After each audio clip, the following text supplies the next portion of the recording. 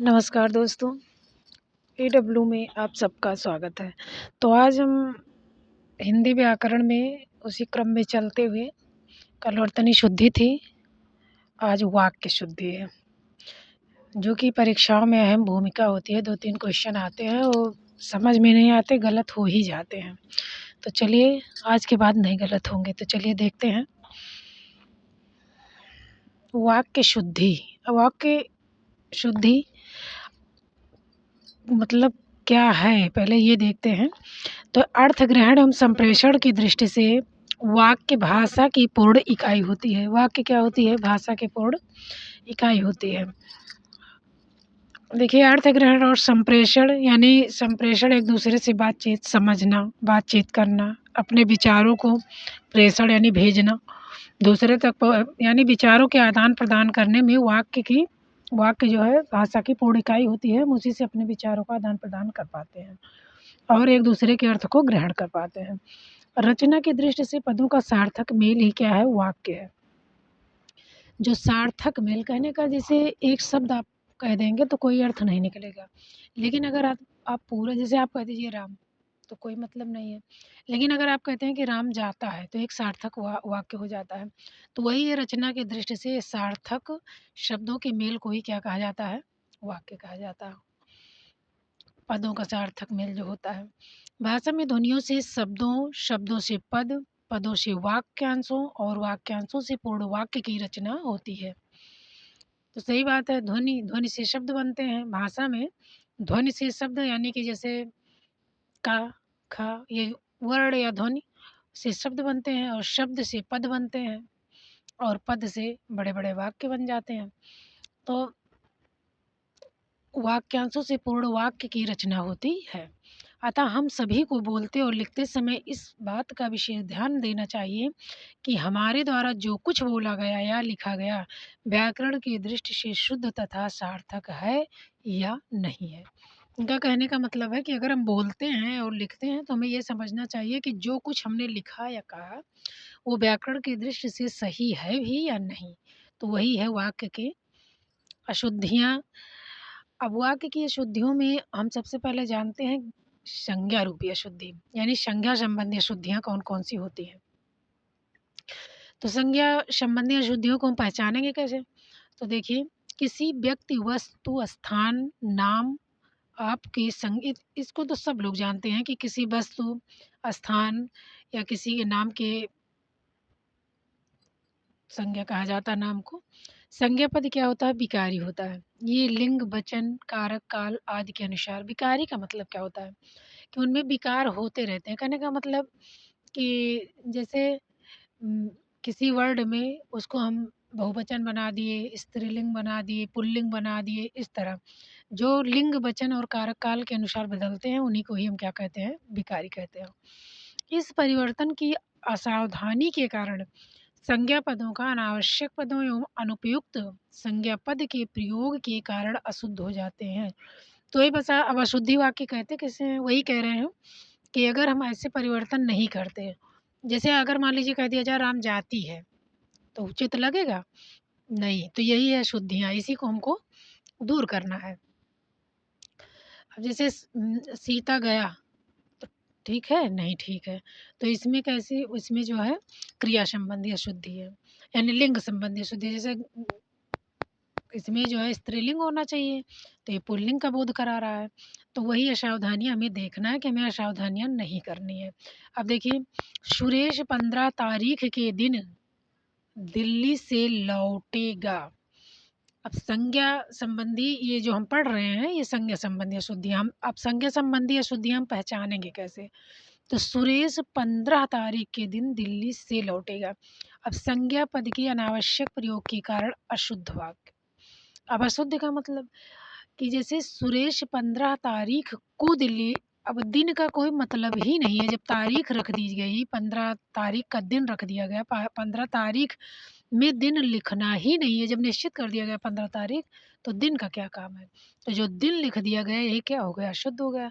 तो हमें इसे ऐसे कहना है कि सुरेश 15 तारीख को दिल्ली से लौटेगा, ये हुआ शुद्ध। जब तारीख लिख दी गई तो दिन का कोई मतलब ही नहीं है। अब कंस की हत्या कृष्ण ने की। कंस की हत्या कृष्ण ने की।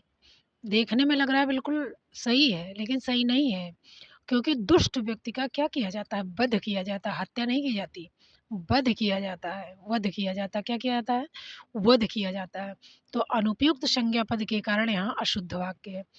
यानी कंस दुष्ट था, रावण दुष्ट था, ऐसे दुष्ट लोगों का की हत्या नहीं की जाती, वध किया जाता है, इसलिए ये क्या है? शुद्ध है।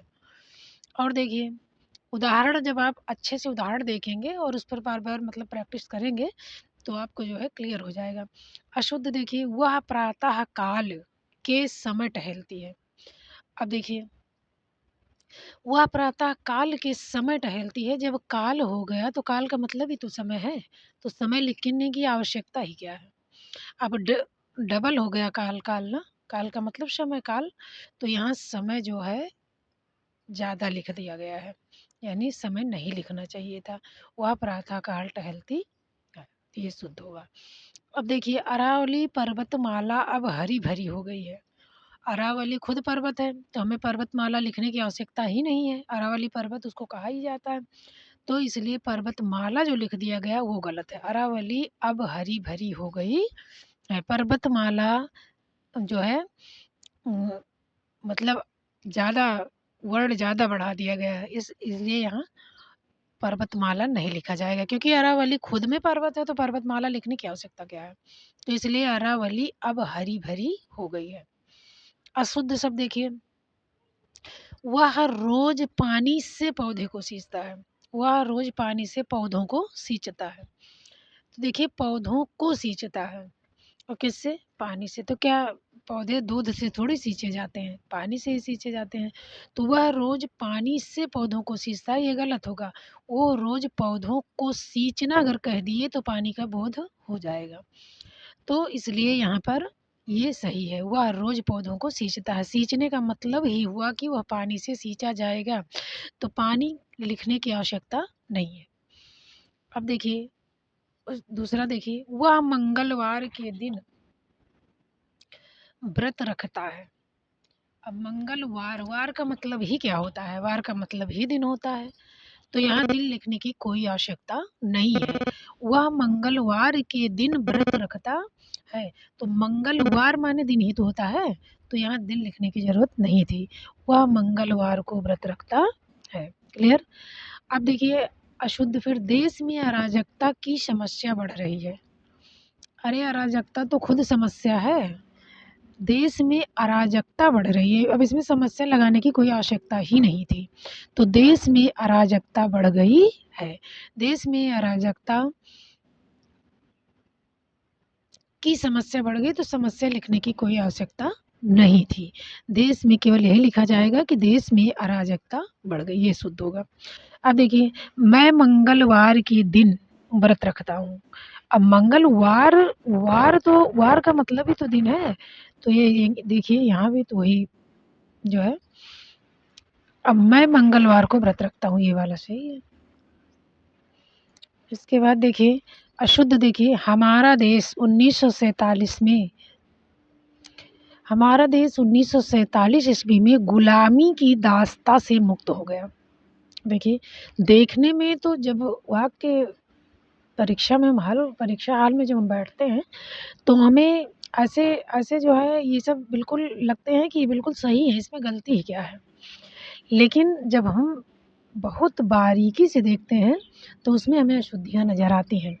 तो देखिए, हमारा देश 1947 ईस्वी में गुलामी की दास्ता से मुक्त था। अरे तो गुलामी दास्ता ही तो है, दास लोग ही तो गुलाम बनाए जाते थे, जो गुलामी दास ही तो गुलाम होता, तो दास्ता की क्या ज़रूरत है भाई? तो गुलामी, तो हमारा देश 1947 ईस्वी में गुलामी से मुक्त हो गया, उसमें दास्ता की आवश्यकता ही नहीं है। गुलामी खुद दास्ता है, यानी कि दास दास ही तो गुलाम बनाए जा रहे थे, दास बनाकर। तो वही कह रहा है कि हमारा देश उन्नीस, तो गुलामी और दास्ता में कोई बहुत फ़र्क नहीं है, तो डबल शब्द जो है बारंबारता नहीं होनी चाहिए। तो हमारा देश 1947 में गुलामी से मुक्त हुआ। अब संज्ञा पदों का अनुपयुक्त प्रयोग कहाँ होता है? तो देखिए, टेलीविज़न की उत्पत्ति किसने की? अब देखिए, किसी चीज़ की उत्पत्ति नहीं होती। जब कोई आदमी कोई चीज़ बनाता है, उसको उत्पत्ति का मतलब होता है। अब किसी चीज़ की उत्पत्ति का मतलब होता है कि जो खुद प्राकृतिक हो। तो टेलीविज़न की उत्पत्ति खुद तो हुई नहीं है, उसका आविष्कार किया गया है। तो टेलीविज़न का क्या हुआ? आविष्कार हुआ। ठीक है? उत्पत्ति का मतलब होता है जैसे खुद उत्पन्न हो, और आविष्कार का मतलब उसको बनाया गया, आविष्कार किया गया, तो यहाँ उत्पत्ति नहीं होगी। अब बंदूक एक शस्त्र है, बंदूक एक उपयोगी अस्त्र है। देखिए, बंदूक एक जो है अस्त्र कहा जाता है, फेंक कर मारा जाता है। शस्त्र हाथ में पकड़ कर मारा जाता है। तो इस अर्थ में तो बंदूक को हम शस्त्र मानते हैं, इसमें होता है कन्फ्यूज़न। लेकिन जो उसमें से गोली निकल गई, तो वो निकल ही तो गई, हाथ से छूट गई ना, तो इसलिए वो अस्त्र की श्रेणी में आएगी। तो बंदूक एक उपयोगी शस्त्र है, ये गलत है। बंदूक एक उपयोगी अस्त्र है, ये सही है। अशुद्ध, हमारे प्रांत के मनुष्य मेहनती हैं। हमारे प्रांत के मनुष्य मेहनती हैं। अब मनुष्य का क्या, प्रांत में लोग होते हैं, ढेर सारे लोग हैं ना, तो हमारे प्रांत के लोग क्या हैं? मेहनती हैं। मनुष्य नहीं होगा, हमारे प्रांत के लोग मेहनती हैं। और उसके बाद देखिए, गीता ने गीत की पहली लड़ी, लड़ी अच्छी सुनाई। देखिए, लड़ी, लड़ी का मतलब माला होता है ना, तो माला थोड़ी गूँथी जा रही है। तो गीता ने गीत की पहली लड़ी सुनाई, तो लड़ी नहीं भई, कड़ी। तो इसलिए यहाँ पर गलत होगा। देखिए, छोटी-छोटी गलतियाँ हैं। तो गीता ने गीत की पहली लड़ी सुनाई, ये आता भी बहुत है, तो लड़ी नहीं होगा, लड़ी तो माला की होती है, कड़ी सुनाई। तो गीता ने गीत की पहली कड़ी सुनाई, ये इम्पोर्टेंट है। अब देखिए, उन्नति की राह में संकट भी आते ही हैं। देखिए, संकट नहीं आता, कोई कार्य अगर होगा तो उसमें संकट नहीं आता, उसमें बाधा आती है। क्या आता है? कोई कार्य अगर होता, आदमी कहता नहीं कि जैसे हम ये काम करने चले, इसमें बाधा आ गई, तो उसमें संकट नहीं आता, उसमें क्या आती है? बाधाएँ आती हैं। तो उन्नति की राह में संकट भी आते हैं, तो संकट की जगह पर क्या होगा? उन्नति की राह में बाधाएँ आती हैं। तो ये वाला सही होगा। अब देखिए, लड़ाई में गोलियों की बाढ़ आ गई। बाढ़ कहीं आती है? बाढ़ तो पानी की आती है, लेकिन गोलियों की क्या आती है? बौछार आती है। क्या आती है? बौछार आती है। इसलिए ये बाढ़ आने से क्या हो गया? गलत हो गया। और लड़ाई में गोलियों की बौछार आ गई। तो हमें ऐसे छोटी-छोटी कमियों को ध्यान देना है, ताकि हमारी परीक्षा में गलती कोई हमारे प्रश्न में ना हो, उत्तर में। अशुद्ध, प्रेम करना तलवार की नोक पर चलने के। देखिए, तलवार की नोक पर कोई नहीं चलता, कहाँ चलता है? तलवार की धार पर। कहाँ चलता है? तलवार की धार पर। तो अशुद्ध यानी कि प्रेम करना तलवार की नोक पर। अब सुई की तो नोक होती है, लेकिन तलवार की नोक पर नहीं चला जाता, तलवार की धार पर चला जाता है। ठीक है? तो क्या सही होगा? प्रेम करना तलवार की धार पर चलने के समान है। सूखे से भूख की समस्या खड़ी हो गई। भूख की समस्या खड़ी नहीं होती है, भूखमरी शुरू हो जाती है, यानी भूखमरी की समस्या। सूखी हो गई, जैसे भूख तो लगती है, तो आदमी को सुविधा है कि चलो भूख मिल जाएगी, खाना मिल जाएगा। सूखे से भूख की समस्या खड़ी हो गई, नहीं, सूखे से भूखमरी, कहने का मतलब भूख से मरने की नौबत आ जाएगी, भूखमरी की समस्या खड़ी हो गई। तो सूखे से भूख की समस्या नहीं, भूखमरी की समस्या खड़ी हो जाती है। अब ये इतना तो हम देखें कैसी कर्ता संबंधी अशुद्धि। अब हम आ गए सर्वनाम संबंधी अशुद्धियों पर। किसमें आ गए? सर्वनाम संबंधी अशुद्धि। अब देखिए, संज्ञा के स्थान पर प्रयुक्त होने वाले शब्द को हम क्या कहते हैं? सर्वनाम। ये तो हम बहुत छोटे से पढ़ते चले आ रहे हैं, इसको सब लोग जानते होंगे। सर्वनाम शब्द संज्ञा शब्दों को पुनरुक्ति रोकते हैं, वह भाषा के सौंदर्य को बढ़ाते हैं। अब इसका मतलब क्या हुआ कि सर्वनाम संज्ञा शब्दों की पुनरुक्ति रोकते हैं। पुनरुक्ति मतलब जैसे कोई कहा कि कृष्ण कृष्ण जो है गेंद खेल रहे हैं। अब गेंद खेल रहे हैं, अब फिर कहोगे कि कृष्ण बाज़ार जा रहे हैं, कृष्ण घर आ रहे हैं, कृष्ण खाना खा, तो ऐसा नहीं अच्छा लगता। तो इसलिए उसके स्थान कर्ता एक बार प्रयोग करके उसके स्थान पर पुनरुक्ति, कहने का मतलब बार-बार उक्ति ना हो, यानी बार-बार ना कहना पड़े, तो उसके स्थान पर हम क्या कर लेते हैं, संज्ञा की पुनरुक्ति यानी दोबारा संज्ञा ना आए, इसलिए किसका प्रयोग किया जाता है, सर्वनाम का। सर्वनामों का प्रयोग उचित स्थान पर न करने पर या सर्वनामों के अभाव में भी वाक्य क्या हो जाते हैं, अशुद्ध हो जाते हैं। अब सर्वनाम बता रहा है कि सर्वनाम का प्रयोग अगर उचित स्थान पर नहीं होता है, तो सर्वनाम भी क्या होता है, सर्वनामों के अभाव में भी वाक्य क्या हो जाते हैं, अशुद्ध हो जाते हैं। तो अब देखते हैं भाई सर्वनाम संबंधी कमियाँ कैसे पहचानेंगे। श्याम और श्याम का भाई पढ़ रहे हैं। अब देखिए, श्याम और श्याम का भाई, सर्वनाम शब्द के अभाव के कारण वाक्य अशुद्ध है। अब कैसे? देखिए वही पुनरुक्ति हो गई ना, डबल बार लिख उठा, श्याम और श्याम का भाई। अब पढ़ने में अच्छा लग रहा है? नहीं अच्छा लग रहा है, इसीलिए सर्वनाम का प्रयोग किया जाता है। जैसे अब देखिए, श्याम और उसका भाई पढ़ रहे हैं, तब से उचित लग रहा है, तो इसलिए ये गलत है, क्योंकि बार बार पुनरुक्ति नहीं होगी कर्ता की। तो श्याम और उसका भाई पढ़ रहे थे, ये शुद्ध होगा। बच्चे उन्हीं से बातें करने लगे, बच्चे उन्हीं से बातें करने लगे। सर्वनाम का अनुचित प्रयोग करने के कारण वाक्य अशुद्ध है। उन्हीं से नहीं भाई, उनसे बातें करने लगे, उन्हीं से नहीं उनसे बातें करने लगे, तो ये क्या होगा, शुद्ध होगा। अब ये सर्वनाम है ना, उनका, उनसे, उन्हें, वह, ये सब सर्वनाम है। तो अब यहाँ देखिए, अशुद्ध शब्द क्या है, सर्वनाम संबंधी अशुद्धियाँ भी है। माता ने मुझसे कहा, माता जी ने मुझसे कहा। अब या आगे या तो कुछ होता मुझसे कहा, लेकिन मुझसे नहीं भाई, मुझे कहा, मुझसे कहा नहीं, मुझे कहा। अब तो माता जी मुझसे कहा, तो मुझसे नहीं होगा बल्कि मुझे होगा, मुझसे कोई सर्वनाम नहीं होगा। अशुद्ध, वह लोग जा रहे हैं। देखिए लोग बहुवचन है ना, तो वह कैसे होगा, वह लोग जा रहे हैं, तो इसलिए यहाँ वह होगा।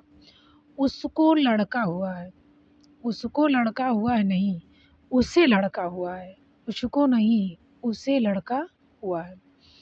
तेरे को यहाँ किसने बुलाया, तेरे को, अब ये अशुद्ध लग रहा है ना, तेरे को नहीं, तुझे यहाँ किसने बुलाया, ये भी सर्वनाम है ना तेरा। तो तू, मैं, ये सब मेरा, तेरा, तो तुझे यहाँ किसने बुलाया। उसने जल्दी घर जाना था, उसने, उसने ने का मतलब यहाँ अर्थ गलत लगा दिया गया। उसने जल्दी जाना था नहीं, उसे जल्दी घर जाना था। अब आ गई विशेषण संबंधी अशुद्धियाँ। संज्ञा या सर्वनाम की विशेषता बताने वाले अशुद्ध क्या कहलाते हैं, शब्द क्या कहलाते हैं, विशेषण। जो विशेषता बताता है वही विशेषण। जैसे मोटा आदमी, सुंदर आदमी, तो सुंदर क्या हो गया, विशेषता हो गई।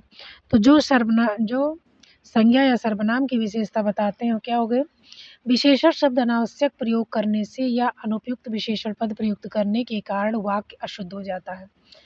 गुणवाचक विशेषण की अवस्थाओं की जानकारी के अभाव के कारण वाक्य अशुद्धि की संभावना प्रबल हो जाती है। अब गुणवाचक किस अवस्था में, मतलब कैसे प्रयोग करना चाहिए। देखिए वह एक अच्छे अध्यापक हैं, यहाँ एक संख्यावाचक विशेषण है, अनावश्यक लिखने के कारण वाक्य अशुद्ध होता है। तो वह एक जब एक वो अकेले ही की बात हो रही है, तो हाँ एक की आवश्यकता ही नहीं है, वह अच्छे अध्यापक हैं। एक जो है संख्यावाची विशेषण अनावश्यक लिखने के कारण ये क्या हो गया, अशुद्ध हो गया। तो यहाँ एक नहीं लिखा जाएगा, वह अच्छे अध्यापक है, बस हो गया। एक ही आदमी के लिए तो कहा जा रहा था, एक की आवश्यकता ही क्या है। शेर बीहड़ जंगलों का विख्यात डाकू है, शेर बीहड़ जंगलों का विख्यात डाकू है। यहाँ विख्यात विशेषण शब्द का प्रयोग अनुपयुक्त है, क्योंकि इसका अर्थ अच्छे प्रयोग में लगाया जाता है। जो मतलब जो विख्यात होता है वो अच्छे, मतलब अच्छे लोगों के, अच्छे कर्म करने वाले लोगों के साथ लगाया जाता है, और बड़े भूभाग पर प्रसिद्ध होता है, जो इस प्रकार का प्रसंग अनुसार नहीं है। बल्कि जब वो डाकू है, इसकी क्वालिटी गलत है, देखिए डाकू है, गलत काम करता है, इसलिए यहाँ विख्यात नहीं लगाया जाएगा, यहाँ कुख्यात लगाया जाएगा, बुरी ख्यात। विख्यात यानी अच्छी ख्याति नहीं, बुरी ख्याति लगाई जाएगी, तो यहाँ कु लगाया जाएगा, क्योंकि डाकू अच्छा आदमी थोड़ी है। शेर बीहड़ जंगलों का कुख्यात डाकू है, ये शुद्ध हुआ। तो इसको भी हमें ध्यान रखना है कि अच्छे आदमी के साथ क्या लगाना है, बुरे के साथ क्या लगाना है। तो अच्छे के साथ विख्यात लगेगा, बुरे के साथ कुख्यात लगेगा। वायु शीतल प्रवाहित हो रही है, यहाँ वायु विशेष है और शीतल क्या है, विशेषण है। विशेषण का प्रयोग प्रायः विशेष्य से पहले होता है। अब पहले ये नहीं, जैसे कुछ लोग नहीं जानते होंगे कि क्या है विशेष और क्या है विशेष्य, क्या है विशेष्य, क्या है विशेषण। तो विशेष्य का मतलब होता है कर्ता।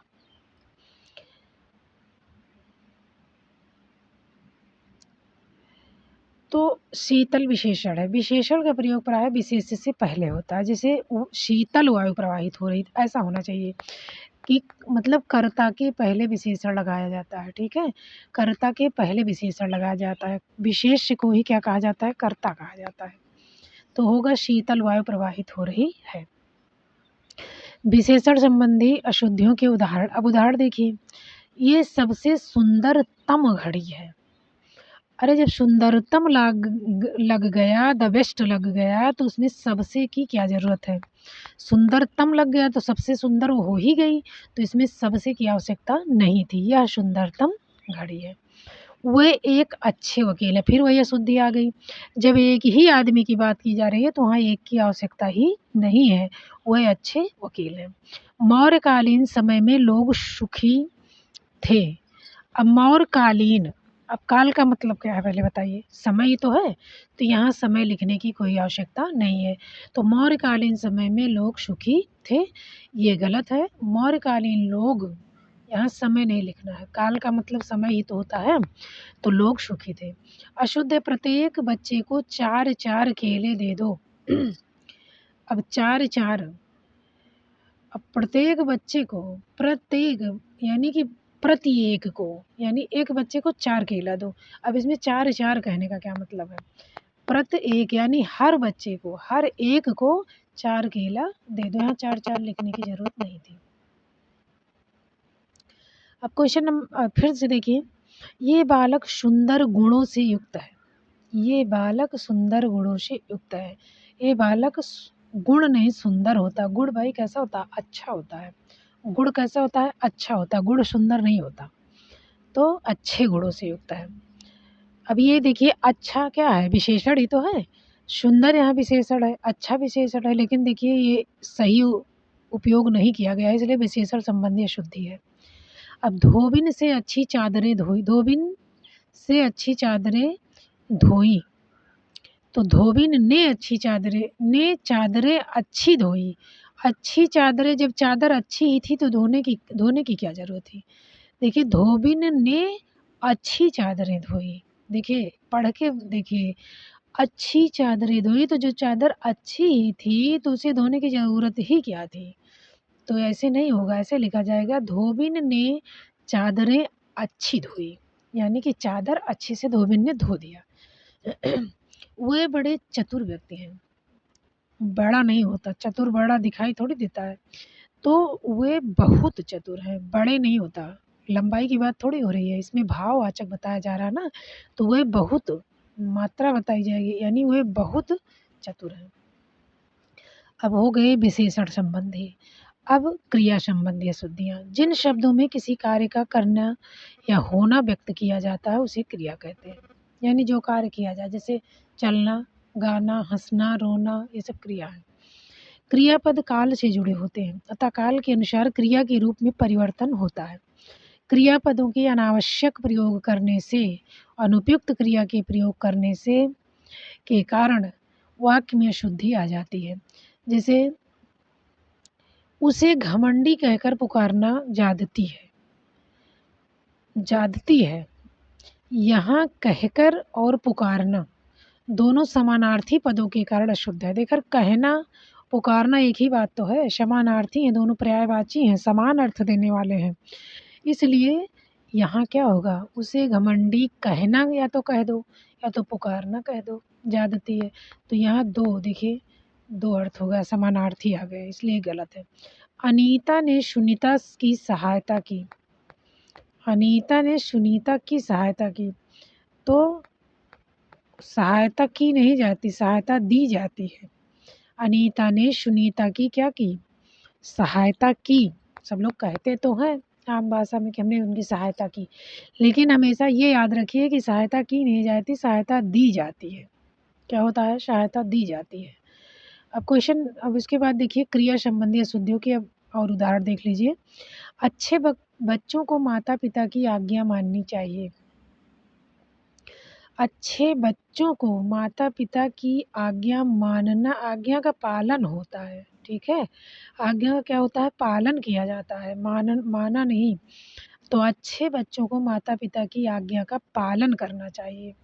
तो मानना नहीं बल्कि आज्ञा का क्या होता है? पालन होता है। यहाँ अशोभनीय वातावरण उपस्थित है। अब वातावरण उपस्थित थोड़ी है, वातावरण है। वातावरण को उपस्थित होने की क्या ज़रूरत है? वातावरण तो ऑलरेडी बना रहता है ना। तो यहाँ अशोभनीय वातावरण है कहा जाएगा केवल। अरे वातावरण हमें चारों तरफ से घेरे है ना, तो उपस्थित का मतलब क्या है? वातावरण है। वह सिलाई और अंग्रेजी पढ़ाती है, वह सिलाई सिखाती है। अब सिलाई पढ़ाई थोड़ी जाती है, सिलाई सिखाई जाती है ना, अंग्रेजी पढ़ाई जाती है। तो इसको एक साथ ऐड कर दिया, गलत कर दिया। तो वह सिलाई और अंग्रेजी पढ़ाती है, तो वह सिलाई सिखाती है और अंग्रेजी पढ़ाती है। उसके बाद देखिए खबर सुनकर मैं विस्मय हो गया। अब विस्मय हो गया, खबर सुनकर मैं विस्मय नहीं हो गया, विस्मित हो गया। मैं जैसे आदमी कहता नहीं मैं ये बात सुनकर आश्चर्यचकित हो गया, तो उसी तरह मैं विस्मित हो गया। या होना था मैं विस्मय में पड़ गया, तब तो ठीक है। मैं विस्मित हो गया, तो विस्मय हो गया नहीं, विस्मित हो गया। जेम्स वाट ने भाप के इंजन की खोज की। खोज नहीं किया था भाई, आविष्कार किया था। क्या किया था? आविष्कार किया था। खोज, इंजन की खोज की। खोज का मतलब होता है कि जैसे कोई चीज़ पहले से मौजूद है तो उसका पता लगाना, ठीक है? और आविष्कार का मतलब होता है कि नव-निर्माण करना, नया निर्माण, जो पहले से मौजूद नहीं है उसका नया निर्माण करना। तो जेम्स वाट ने भाप के इंजन का आविष्कार किया था, नया निर्माण किया था, ठीक है? तो आविष्कार का मतलब होता है नया निर्माण, खोज का मतलब जो भी चीज़ पहले से मौजूद है हम उसकी खोज करेंगे। तो इसके दोनों में अंतर यही है, ठीक है? कृपया गंदगी मत कीजिए। कृपया गंदगी मत कीजिए, तो कृपया गंदगी ना करें, कीजिए यहाँ लगा है तो यहाँ यहाँ भी जो है प्रार्थना सूचक है, मतलब आदर सूचक। कृपया गंदगी ना करें, कीजिए नहीं। वो ग्रंथ विद्वतापूर्ण लिखा गया। अब वो ग्रंथ जो है विद्वतापूर्ण है, लिखा नहीं है। ग्रंथ पहले से तो है, ग्रंथ यहाँ हो गए, यहाँ लिखने की बात हो गई, विद्वतापूर्ण है। ये ग्रंथ कैसा है? विद्वतापूर्ण है। अब हम आ गए कारक संबंधी अशुद्धियाँ। वाक्य में प्रयुक्त वह शब्द जिसका क्रिया के साथ प्रत्यक्ष 8 कारक हैं, आप लोग कारक तो जानते होंगे। प्रथमा ने द्वितीया को, तृतीया से के द्वारा चतुर्थी के लिए तो सब लोग जानते होंगे। कारक कहते हैं, कारक संबंधी अशुद्धियों से बचने के लिए कारकों के भेद व उनके विभक्ति चिन्हों का ज्ञान होना चाहिए। उसकी दृष्टि चित्र में गाड़ी थी। यहाँ परसर्ग में का अनुपयुक्त प्रयोग होने के कारण वाक्य शुद्ध है। उसकी दृष्टि चित्र में, उसमें घुस के थोड़ी देखना है, चित्र पर गड़ी थी ना, गड़ी थी। उसकी दृष्टि चित्र में का मतलब इन, अंदर, लेकिन गड़ी थी यानी कि पर। चित्र ऊपर से ही तो देखा जाता है, उसमें घुस के देखा जाता है। तो यहाँ परसर्ग में अनुपयुक्त है, उसकी दृष्टि चित्र पर गड़ी थी, ये शुद्ध है। मुझको विद्यालय जाना है। अब इसमें को लग गया, देखिए को मिला दिया गया, ये अनावश्यक है। मुझे विद्यालय जाना है, मुझे विद्यालय जाना है। अब कर्ता संबंधी अशुद्धियाँ। मैं सारा पत्र लिख डाला। मैं सारा पत्र लिख डाला, तो ये कैसे लग रहा है? मैं सारा पत्र लिख डाला, नहीं, मैंने सारा पत्र लिख डाला। रात को पहरादार थोड़ी कहा जाता है, रात को पहरेदार आया था। दानादार चाय दीजिए, दानादार चाय नहीं होती, दानेदार, उसमें बहुत मतलब एक चाय तो है नहीं दानादार, दानेदार यानी बहुत चाय, दानेदार चाय दीजिए। मैं लेख लिखा, मैंने लेख लिखा, मैं लेख लिखा नहीं, मैंने लेख लिखा। असम की दानादार चाय प्रसिद्ध है, दानादार नहीं भाई, दानेदार।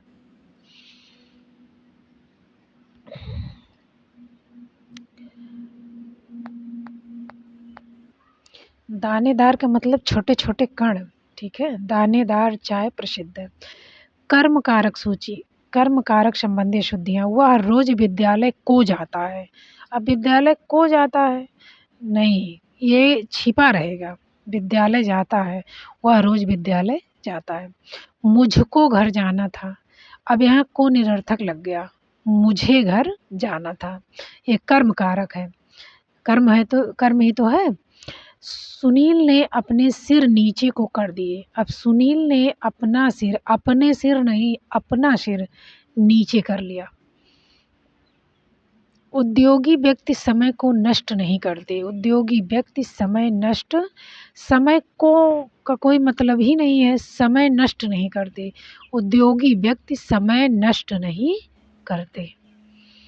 मुझे बहुत पुस्तकों को पढ़ना है, अब पुस्तकों की जगह लिख दिए पुस्तकें, हमें बहुत पुस्तकें पढ़ना पड़ता है, हमें बहुत पुस्तकें पढ़नी पड़ती है, पुस्तक जो है स्त्रीलिंग में आता है, मुझे बहुत पुस्तकें पढ़नी पड़ती हैं, तो यहाँ ये सही होगा। करण कारक, बिहारी सतसई की हस्त से या के द्वारा लिखित प्रति सुरक्षित है, यानी कि अभी यहाँ हस्त से लिखित, अब ये अलग कर दिया गया ना, इसीलिए गलत हो गया, हस्त लिखित एक साथ रहेगा, तो बिहारी सतसई की हस्तलिखित प्रति सुरक्षित है, ये सही। देखिए वह बस पर यात्रा कर रहा है, अब बस के ऊपर थोड़ी बैठा है कि बस के ऊपर बैठा है, बस से यानी बस उसका क्या है, साधन है, करण कारक है ना, तृतीय विभक्ति, साधन से कर रहा है, तो बस से, वह बस से यात्रा कर रहा है।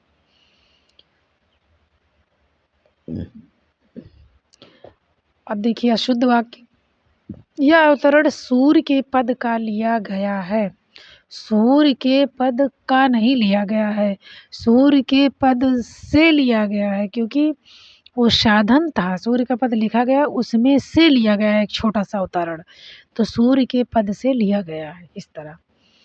जल्दी करो, नल नल में से पानी भर लो, अब नल में से, नल में कोई घुस के थोड़ी भरेगा, तो नल से पानी भरो, जल्दी करो, नल से पानी, यहाँ कामा लगा दो क्योंकि रुक रहा है ना आदमी, जल्दी करो नल से पानी भर लो, तो रुक रहा है, थोड़ा सा रुक रहा है, इसलिए क्या है, जो है अल्पविराम है। अशुद्ध, प्रिय शिष्य आनंद ने बुद्ध की दीक्षा ली, प्रिय शिष्य आनंद ने बुद्ध की दीक्षा ली, कि बुद्ध से दीक्षा ली, बुद्ध से ग्रहण किया था उन्होंने, बुद्ध से लिया ना, किसी से किसी चीज़ को ग्रहण किया की नहीं कहा जाएगा, से या के द्वारा लिया गया, तो बुद्ध से लिया गया। संप्रदान कारक देखिए, संप्रदान कारक चतुर्थी विभक्ति के लिए जहाँ प्रयोग हो, रीना ने अपनी सहेली के लिए उपहार दिया, रीना ने अपनी सहेली के लिए नहीं भाई, सहेली को उपहार दिया, सहेली के लिए खरीदा थोड़ी है, सहेली को दिया ना, जैसे सहेली के लिए खरीदा होता तब तो ठीक था, दिया दे दिया, तो सहेली को दिया कि सहेली के लिए दिया, तो यहाँ रीना ने अपनी सहेली के लिए उपहार दिया, के लिए की जगह पर क्या हो जाएगा, को उपहार दिया। अध्यापक ने बच्चों के लिए कहानी सुनाई, बच्चों के लिए नहीं भाई, बच्चों को, बच्चे सुन रहे हैं ना, तो बच्चों को सुनाई। गांधी जी ने देश के लिए स्वतंत्रता दिलाई, देश के लिए नहीं दिलाई, देश को स्वतंत्र कराया, क्या कराया, देश को, देश को, देश के लिए नहीं, देश को स्वतंत्रता दिलाई।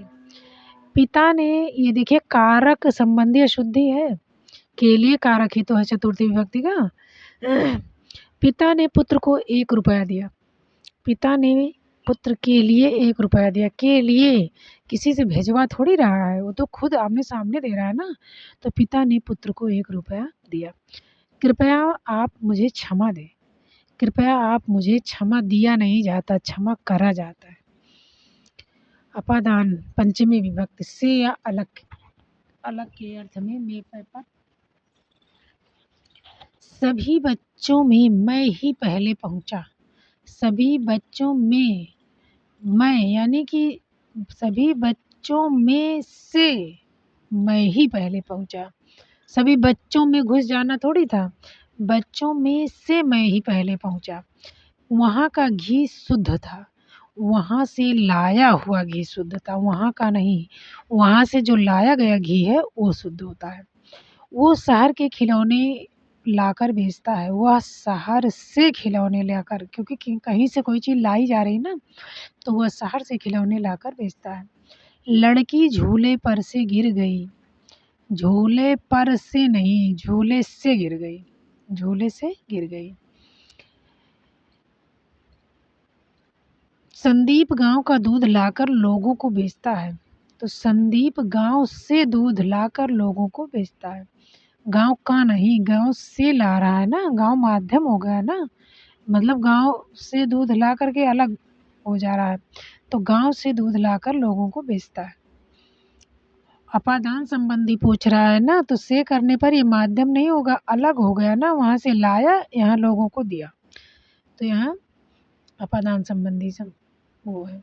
यहाँ संबंध कारक संबंधी अशुद्ध, यहाँ शुद्ध। यह पानी का कुआं कैसे सूख गया, पानी का कुआं, तो यह कुआं कैसे सूख गया, बस इतना कह दीजिए, यह पानी का कुआं नहीं, यह कुआं कैसे सूख गया। पार्वती का और शिव का यह मंदिर प्रसिद्ध है। अब ऐसे थोड़ी लिखेंगे पार्वती का और शिव का, पार्वती शिव साथ में करो दोनों को, पार्वती शिव का मंदिर प्रसिद्ध है।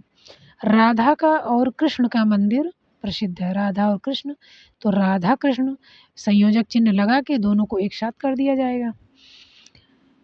उत्तम स्वास्थ्य संतुलित भोजन में है, उत्तम स्वास्थ्य के लिए संतुलित भोजन आवश्यक है, उत्तम स्वास्थ्य के लिए संतुलित भोजन आवश्यक है। अब देखिए, गधे के आगे नृत्य करना मूर्खतापूर्ण बात है, यह शुद्ध है। गधे के आगे नृत्य करना मूर्खता की बात है, मूर्खतापूर्ण नहीं, मूर्खता की बात है, मूर्खता की बात है। अब अधिकरण संबंधी सप्तमी विभक्ति, जग के अंदर पानी है, जग के अंदर नहीं, अब इसमें देखिए अंदर की बात हो रही है, जग में पानी है, जग में पानी है, में पर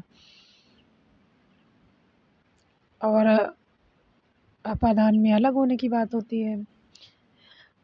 कुएं में कौन पानी भर रहा है, कुएं में नहीं, कुएं पर कौन पानी, कुएं में कोई घुस के पानी थोड़ी भर रहा है, जगत पर खड़ा होकर इंसान पानी भर रहा है ना, तो कुएं पर का पानी कौन भर रहा है। आप बजट के ऊपर बहस कर रहे हैं, बजट के ऊपर बैठकर थोड़ी बहस की जा रही है, बजट पर यानी बजट की बात है, बजट पर बहस होगी।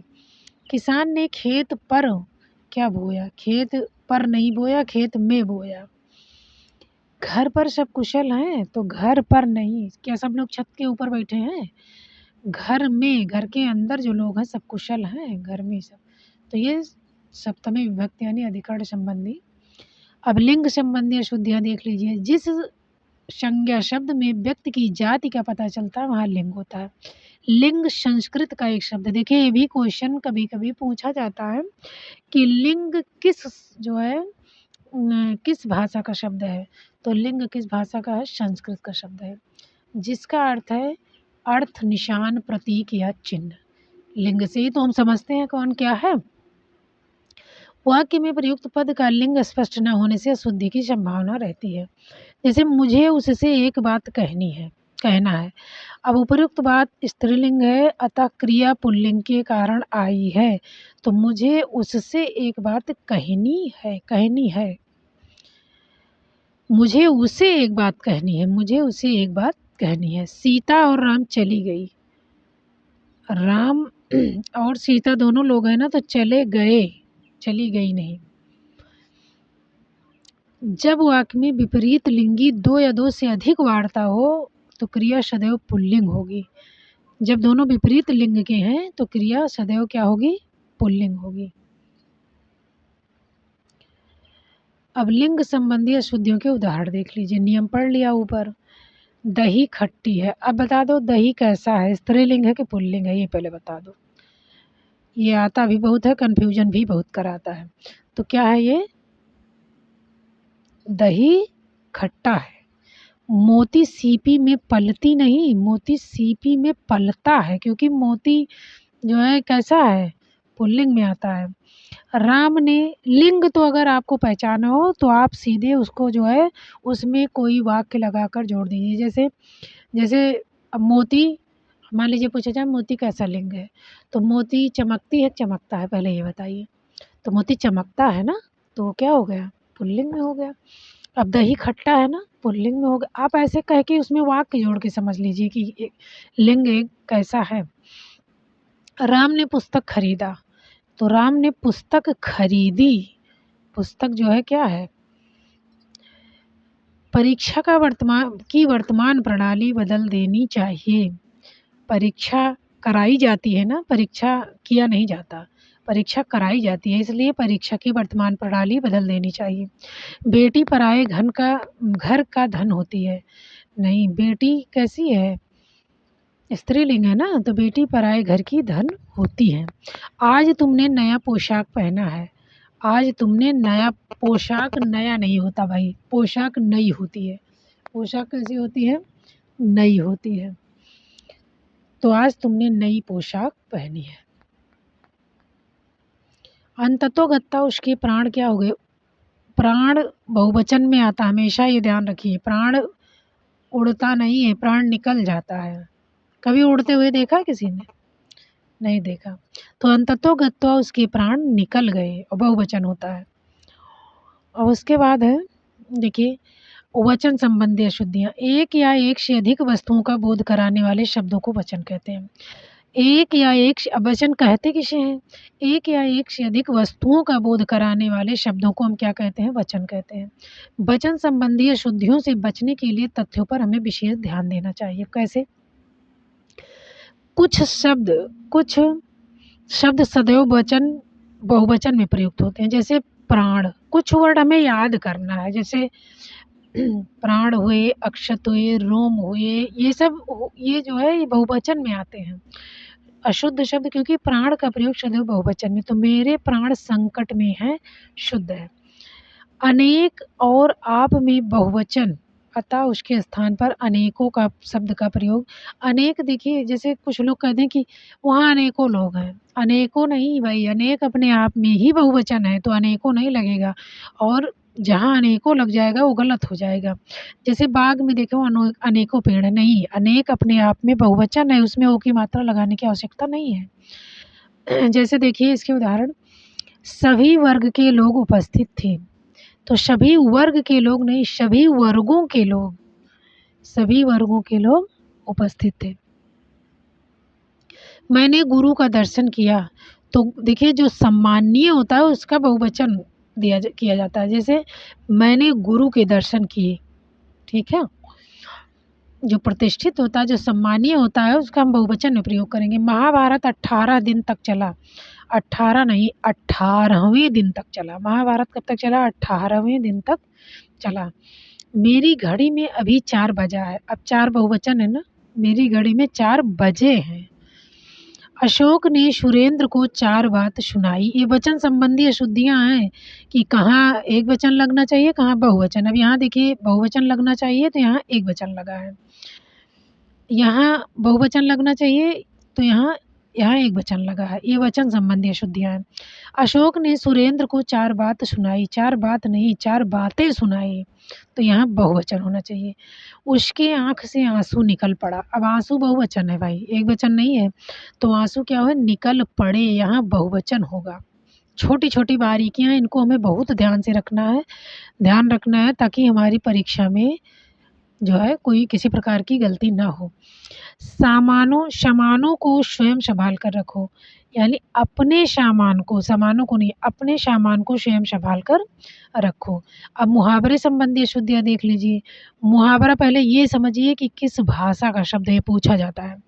तो ये मुहावरा कहाँ से आया? अरब से आया। अरबी भाषा का शब्द है। किस भाषा का शब्द है? अरबी भाषा, जिसका अर्थ है अभ्यास करना। मुहावरा को वाग्धारा भी कहते हैं, यानी वाणी की धारा, वाग्धारा भी कहते हैं। हिंदी शब्द में मुहावरों का प्रयोग भाषा को सुंदर, प्रभावशाली, संक्षिप्त, सरल बनाने के लिए किया जाता है। वाक्य बनाते समय मुहावरे के मूल कभी कभी परिवर्तन नहीं किया जाता। इनमें से किसी भी शब्द का पर्यायवाची शब्द प्रयुक्त नहीं किया जाता, यानी पर्यायवाची शब्द नहीं होता, कहने का मतलब समानार्थी नहीं होता मुहावरा। मुहावरे के मूल रूप में शब्दों को बदलने का वाक्य अशुद्ध हो जाता है। जैसे मुहावरा जैसे है उसको वैसे ही शब्दों में बदल दो तो अशुद्ध माना जाएगा। दिव्या के नृत्य प्रस्तुति में ने समारोह में 4 चांद लगा दिए। अब दिव्या की नृत्य प्रस्तुति ने समारोह में 4 चांद उगा दिए। अब देखिए, 4 चांद उगता है कि 4 लगता है 4 चांद? तो 4 चांद लगाना मुहावरा यहाँ होगा, 4 चांद उगता नहीं। तो दिव्या की नृत्य प्रस्तुति ने समारोह में 4 चांद लगा दिए। अब ये जो है मुहावरे संबंधी अशुद्धियाँ हैं। पहले हम उसको पढ़ेंगे, उसके बाद ये जानेंगे कि इसमें अशुद्धियाँ हैं कौन-सी, तो उसके बाद हम हल करेंगे। तो कभी दिया भी रहता है कि इसमें कौन-सी कर्ता संबंधी अशुद्धि है या सर्वनाम संबंधी अशुद्धि है, ऐसे भी दिया रहता है। 4 चाँद लगाने का मतलब है शोभा बढ़ाना। 4 चाँद लगाने का मतलब क्या है? शोभा। दिव्या की नृत्य प्रस्तुति ने समारोह में 4 चाँद लगा दिए, शुद्ध वाक्य। इन दिनों पुलिस की सतर्कता के कारण चोरों की दाल नहीं पकती। पकती नहीं भाई, चोरों की गलती नहीं दाल, किसी की दाल गलती नहीं। चोरों की दाल नहीं गलती। इन दिनों पुलिस की सतर्कता के कारण चोरों की दाल नहीं गलती। तो ये है शुद्ध वाक्य। कृष्णा की पत्नी गूलर का फूल है। कृष्णा की पत्नी गूलर का फूल है। गूलर का फूल का मतलब होता है बहुत दिनों के बाद दिखाई देना। गूलर का फूल सुंदर थोड़ी होता है, कभी किसी ने देखा ही नहीं है। चाँद का टुकड़ा सुंदरता बताई जा रही है ना, तो चाँद का टुकड़ा है। कृष्णा की पत्नी क्या है? चाँद का टुकड़ा है। पुलिस को देखकर लोग चोर दुम दबाकर चला गया। पुलिस को देखकर चोर दुम दबाकर भाग गए। चोर भागते हैं कि धीरे-धीरे जाते हैं, तो दुम दबाकर क्या हो गए? भाग गए। भारतीय सेना के सामने दुश्मनों के हथियार रख दिए। दुश्मन ने हथियार रखा नहीं जाता, डाल दिया जाता है। कहने मतलब आपके उसमें प्रस्तुत कर दिया जाता है, डाल दिया जाता है। तो भारतीय सेना के सामने दुश्मनों के ने हथियार डाल दिए। श्याम का हृदय घुट रहा है। हृदय नहीं घुटता भाई, दम घुटता है। साँसें ऊपर-नीचे होने लगती हैं, दम घुटता है। तो श्याम का हृदय क्या है? घुट रहा है। सीता पर कोई रंग ना पड़ा। रंग पड़ता नहीं, रंग चढ़ जाता है। तो सीता पर कोई रंग ना चढ़ा। कारण अपना दोष दूसरों पर जड़ता है। जड़ता नहीं भाई, दोष मढ़ा जाता है। कोई हीरा मोती थोड़ी है कि जड़ दिया जाएगा कहीं पर, दोष मढ़ा जाता है। तुम 4 कौड़ी के भी आदमी नहीं हो। तुम तो 2 कौड़ी के, 4 कौड़ी आज तक किसी ने नहीं कहा। 4 कौड़ी कह देगा तो मूल बढ़ जाएगा। 2 कौड़ी के आदमी नहीं हो। विराम चिन्हों संबंधी अशुद्धियाँ। विराम का अर्थ है रुकना या ठहरना। वाक्य लिखते समय विराम को प्रकट करने के लिए लगाए जाने वाले चिन्ह को हम क्या कहते हैं? विराम चिन्ह। विराम का वैसे भी मतलब है रुकना। तो विराम चिन्ह संबंधी अशुद्धियाँ। विराम चिन्ह तो पढ़ाया भी जा चुका है। जैसे देखो, रोको मत, रोको मत। अब इसके 2 अर्थ हो जाएँगे। देखिए, एक तो होता है रोको मत, जाने दो, कि मत रोको, जाने दो, और एक होता है रोको मत, जाने दो। इसके देखिए भाव के ऊपर डिपेंड कर रहा है। तो इसमें रोको मत, जाने दो, कहने का मतलब रोक लो, मत जाने दो। और अगर कहा जाएगा रोको मत, जाने दो, कि मत रोको, जाने दो, तो इसके देखिए भाव कैसे हैं। तो रोको मत, जाने दो, ये सही है। तुम्हारा क्या नाम है? अब देखिए, तुम्हारा क्या नाम है, जब यहाँ क्वेश्चन मार्क है तो यहाँ भी क्वेश्चन मार्क होना चाहिए, ठीक है। विराम चिन्ह संबंधी अशुद्धि है, तो हमें विराम ध्यान देना है। वह रोते-रोते थक गई। अब रोते-रोते देखिए डबल वर्ड है, तो इसमें योजक होना चाहिए, ठीक है।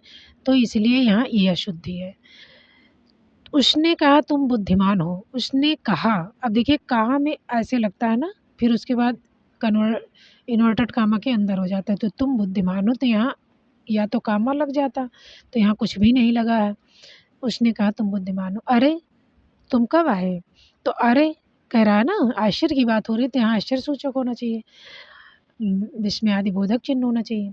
राम सिंह तो मर गए, राम सिंह तो मर गए। अब देखिए राम सिंह तोमर गए। अब यहाँ देखिए अर्थ अलग दे रहा है ना, लेकिन अशुद्ध है। राम सिंह तोमर गए, कहने का मतलब तोमर राम सिंह चले गए, और इसमें कह रहा है राम सिंह तोमर गए, यानी कि राम सिंह इस दुनिया से अलविदा कर गए। दूर दूर बैठो, देखो जब वर्ड की पुनरुक्ति हो तो बीच बीच में योजक चिन्ह लगाया जाएगा, अगर नहीं लगता तो अशुद्ध हो जाएगा। देखिए अब पदक्रम संबंधी शुद्धि। पदक्रम से मतलब है विविध वाक्यों की रचनाओं में प्रयुक्त होने वाले पदों के प्रयोग के क्रम। अनेक भाषाओं में क्रम का व्याकरणिक महत्व होता है।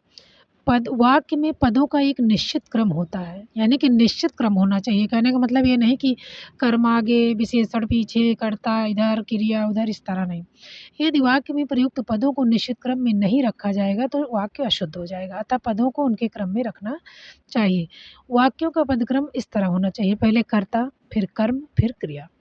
जैसे माता ने दूध पिलाया बच्चों को। अब देखिए ये गलत है, बच्चों को ये कर्ता है, पीछे होना, ये कर्म है, इधर आना चाहिए। जैसे एक माता ने बच्चे को दूध पिलाया, पिलाना क्रिया है, दूध बच्चे को, इस तरह। अब यहाँ माता ने दूध बच्चे को इधर कर दिया, तो क्रिया विशेषण का प्रयोग क्रिया से पहले होता है। जैसे रुचि पढ़ती बहुत है। अब क्रिया विशेषण का मतलब होता है क्रिया के जो आगे विशेषता लगाई जाए, जो विशेषण शब्द लगाया जाए। तो पढ़ना क्रिया है, तो इसके पहले ये होना चाहिए था कि रुचि बहुत अच्छा, रुचि बहुत पढ़ती है, ठीक, बहुत पढ़ती है, इस तरह होना चाहिए। और ये जो है ये हो गया रुचि पढ़ती बहुत है। तो क्रिया विशेषण का मतलब ही है कि क्रिया के पहले विशेषण होना चाहिए, तो यहाँ ये सही होगा। प्रश्नवाचक सर्वनाम क्या का प्रयोग हिंदी में प्रायः वाक्य के आरंभ में होता है। तो काम क्या करते हो, कोई ऐसे नहीं प्रश्न करता क्या काम करते हो, ये शुद्ध होगा। इस प्रकार अशुद्धि और शुद्ध वाक्य का रूप इस प्रकार है। जैसे शिकारी ने उस पर गोली चलाई पर शेर बच गया। अब शिकारी ने गोली चलाई शेर पर, अब उस पर पहले ही कर दिया तो कोई पहचान यहाँ हो रही है, ये बाद में होता उस पर तब भी ठीक था। शिकारी ने शेर पर गोली चलाई पर वह बच गया। अब यहाँ कह रहा है शिकारी ने उस पर गोली चलाई पर शेर बच गया, अब उस पर पता नहीं किस पर चलाई, तो शिकारी ने शेर पर गोली चलाई और वह बच गया, ये सही होगा। यह ताज़ा गन्ने का रस यहाँ ताज़ा गन्ने का रस मिलता है। अब गन्ना ताज़ा नहीं, ताज़ा गन्ना नहीं, गन्ने का रस ताज़ा होता है, ठीक है। तो यहाँ गन्ने का ताज़ा रस यानी रस ताज़ा होगा, गन्ना ताज़ा नहीं होगा। तो यहाँ ताज़ा गन्ने का नहीं बल्कि गन्ने का ताज़ा रस मिलता है। गाय का दूध गर्म पियो। अब गाय का दूध गर्म पियो कि दूध के पहले होना चाहिए विशेषण, गर्म दूध पियो ठीक हो जाओगे। तो दूध के पहले होना चाहिए ये बाद में विशेषता नहीं होनी चाहिए।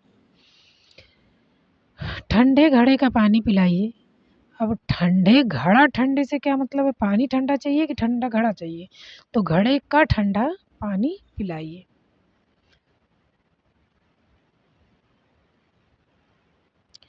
अब इसके बाद देखिए अशुद्ध शब्द है धन्यवाद, आपके रुपए प्राप्त हुए। अब रुपए प्राप्त हुए, तो जब रुपया मिला तो आदमी बाद में धन्यवाद बोलेगा ना, आपके रुपए प्राप्त हुए धन्यवाद। कुत्ते को राम डंडे से मारता है। तो कुत्ते को राम डंडे से मारता है, तो राम पहले होना चाहिए, राम कुत्ते को डंडे से मारता है। मुझे वह अपना समझते हैं, कि वह मुझे अपना समझते हैं, वह मुझे अपना समझते हैं, इस तरह होना चाहिए। अब विविध अशुद्धियाँ देख लीजिए। बंदूक एक बहुत ही उपयोगी शस्त्र है। तो बंदूक एक बहुत ही उपयोगी क्या है, अस्त्र है। श्री कृष्ण के देखिए अनेकों नाम है, जबकि अनेक अपने आप में बहुवचन है, इसे बहुवचन बनाने की आवश्यकता नहीं है, और ये बहुत इम्पॉर्टेंट है, पूछा भी जाता है। तो अनेक नाम है। रेलगाड़ी में भारी भरकम भीड़ थी। भारी भरकम भीड़ नहीं होती, कोई वज़न थोड़ी है, बहुत भीड़, आदमियों की भीड़ बताई जा रही है ना, वज़न थोड़ी बताया जा रहा है। तो रेलगाड़ी में बहुत भीड़ थी। उपरोक्त कथन सही नहीं है, उपरोक्त नहीं भाई, उपरयुक्त, जो ऊपर लिखा गया है कथन वो सही नहीं है, इसका मतलब ये हुआ। जो ऊपर उक्त यानी कहा गया है, मेरा हाथ घुटने तक लंबा है, मेरा हाथ घुटनों तक लंबा है, घुटना नहीं घुटनों तक लंबा है, 2 हाथ है 2 घुटने हैं। महादेवी वर्मा श्रेष्ठ कवि हैं, कवि पुल्लिंग है, कवियत्री होना चाहिए, ये भी बहुत आता है कवियत्री का कवि। शायद वह ज़रूर आएगा, तो शायद वह ज़रूर आए, मतलब हो सकता है वो आए, आदमी कहता है ना आएगा, नहीं शायद वह आए। अब जब ज़रूर हो गया तो ज़रूर का मतलब तो अनिवार्य ही आएगा, लेकिन शायद वह आए, ज़रूर नहीं होना चाहिए। उन्हें बड़ी यातनाएँ दी गई, यातना बड़ी नहीं होती बेटा, कठोर होती है। तो यातनाएँ कैसी होती हैं? कठोर होती हैं। हिमालय पर्वत सबसे ऊँचा पर्वत है, तो हिमालय पर्वत सबसे ऊँचा पर्वत, अब पर्वत डबल-डबल, तो हिमालय तो वैसे भी पर्वत है, तो हिमालय सबसे ऊँचा पर्वत है। वो महिला बड़ी विद्वान है, महिला वैसे भी विद्वान नहीं होती, विदुषी होती है, और बड़ी नहीं होती, बहुत होती है। ठीक है, बड़ी लंबाई नहीं नापी जा रही है, वो महिला बहुत विदुषी है। आज दही नहीं जमी, जमी नहीं बेटा, जमा नहीं, जमा खट्टा, जमा दही पुल्लिंग है। इतनी आलस्यता ठीक नहीं, इतनी आलस्यता, इसमें ता नहीं, आलस्य ही जो है इसमें ता नहीं लगेगा, आलस्य ठीक नहीं। अशुद्ध गुरु के ऊपर, अच्छा गुरु के ऊपर श्रद्धा होनी चाहिए, गुरु के ऊपर श्रद्धा किसी चीज़ से रखोगे क्या? नहीं, गुरु में श्रद्धा होनी चाहिए, गुरु में श्रद्धा होनी चाहिए। देशभक्त बड़ी-बड़ी यातनाओं को सहते हैं। यातना बड़ी-बड़ी नहीं होती भाई, कठोर होती है। यातना कैसी होती है? कठोर होती है, लंबी नहीं होती, लग्गी नहीं होती, कठोर होती है। यातना कैसी होती है? कठोर होती है। वहाँ अनेकों पत्रिकाओं का, ये देखिए अनेक अपने आप में बहुवचन है, तो इसलिए अनेकों हो जाएगा तो गलत हो जाएगा, वहाँ अनेक पत्रिकाओं का प्रकाशन होता है। शरणागत में आए व्यक्ति की रक्षा करनी चाहिए, तो शरणागत, शरणागत चाहे कह दो कि शरण में आगत, बात एक ही है, और चाहे शरण में आए, तो शरणागत अगर कहेंगे तो आए नहीं कहेंगे, तो शरण में आए व्यक्ति की, शरणागत का मतलब ही हो गया कि शरण में आगत माने आया हुआ, तो शरणागत व्यक्ति की रक्षा करनी चाहिए, और चाहे कहो शरण में आए व्यक्ति की रक्षा करनी चाहिए। मैंने गुरुजी को अभिनंदन पत्र प्रदान किया, प्रदान नहीं किया जाता, गुरु को क्या किया जाता है? कोई चीज़ अर्पित की जाती है, ईश्वर को अर्पित की जाती है, गुरु को अर्पित की जाती है, तो अभिनंदन पत्र क्या किया गया? अर्पित किया गया। तुम्हारी सौभाग्यवती बहन की विवाह अवश्य आऊँगा। सौभाग्यवती नहीं है भाई, जिसकी शादी हो गई होती है वो सौभाग्यवती होता, वो तो अभी सौभाग्य की आकांक्षी है, उसे अभी इच्छा है, आकांक्षा है पाने की सौभाग्य, तो सौभाग्य आकांक्षी लिखा जाएगा। तुम्हारी सौभाग्यवती बहन यानी सौभाग्यवती मतलब शादीशुदा, तो शादी नहीं हुई है उसकी ना, तो सौभाग्याकांक्षी लिखा जाएगा। साहित्य और जीवन का घनघोर, घनघोर नहीं होता, घनिष्ठ होता है। घनघोर युद्ध थोड़ी हो रहा है कि घनघोर बारिश हो रही है, नहीं, घनिष्ठ संबंध है, साहित्य और जीवन का घनिष्ठ संबंध है। उसकी सौंदर्यता देखकर मन मुग्ध होगा, सौंदर्यता नहीं होगा, ये गलत हो, ये शुद्ध भी नहीं है शब्द, सौंदर्य शुद्ध है, तो उसका सौंदर्य देखकर मन मुग्ध हो गया। हत्यारे को मृत्युदंड की सजा है, दंड और सजा दोनों बातें एक ही हैं, तो सजा नहीं होना चाहिए, दंड का मतलब सजा तो पुनरुक्ति हो जाएगी, तो मृत्यु दंड मिला। पूजनीय माता जी की जी नहीं आई, यानी कि पूजनीय, पूजनीय नहीं भाई, या तो पूज्य करिए या तो पूजनीय, तो पूज्य माता जी नहीं आई। महादेवी जी मूर्तिमान सरस्वती हैं, मूर्तिमान नहीं है भाई, लेडीज हैं, मूर्तिमती होगा, मूर्तिमती सरस्वती थी। रविवार के दिन तो सभी जगह अवकाश है, वार और दिन, वार का मतलब ही दिन है, रवि यानी सूर्य का दिन, तो रवि का मतलब ही दिन है, तो रवि को तो सभी जगह अवकाश होता है। शिकारी को ने उस पर गोली चलाई पर शेर बच गया। शिकारी ने उस पर गोली, देखिए फिर उस पर यहाँ नहीं आना चाहिए था, यहाँ शिकारी ने शेर पर गोली चलाई पर वह बच गया, पर वह बच गया। तो सर्वनाम पहले ही कर देंगे तो हम पहचानेंगे कैसे किसको क्या करना है। तो आज इतना ही। वैसे आप लोगों का कॉन्सेप्ट क्लियर हो गया होगा, अगर नहीं होगा तो इसको 2-3 बार पढ़िएगा, आपको अच्छे से समझ में आ जाएगा। अब इसके बाद हम कल इस पर क्वेश्चन लेके आएँगे। तो आज इतना ही। धन्यवाद।